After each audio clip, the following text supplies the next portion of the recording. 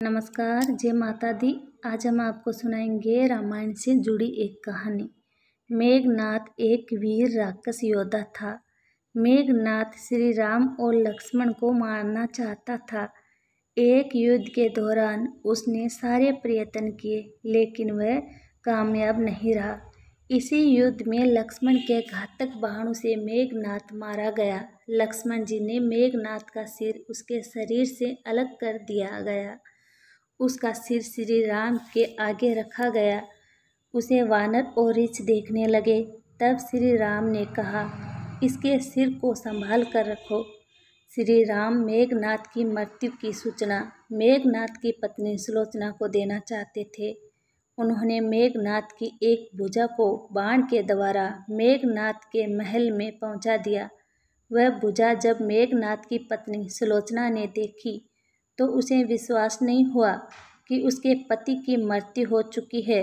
उसने भुजा से कहा, अगर तुम वास्तव में मेघनाद की भुजा हो तो मेरी दुविधा को लिखकर दूर करो। सुलोचना का इतना कहते ही भुजा हरकत करने लगी। तब एक सेविका ने उस भुजा को खड़िया लाकर हाथ में रख दी। उस कटे हुए हाथ ने आंगन में लक्ष्मण जी के प्रशंसा के शब्द लिख दिए।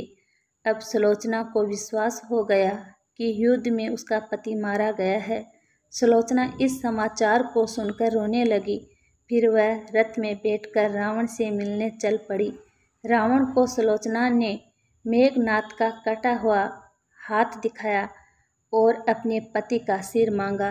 सुलोचना रावण से बोली कि अब मैं एक पल भी जीवित नहीं रहना चाहती। मैं पति के साथ ही सती होना चाहती हूँ। तब रावण ने कहा, पुत्री 4 घड़ी प्रतीक्षा करो। मैं मेघनाद का सिर शत्रु के सिर के साथ लेकर आता हूँ। लेकिन सुलोचना को रावण की बात पर विश्वास नहीं हुआ। तब सुलोचना मनोहंद्री के पास गई।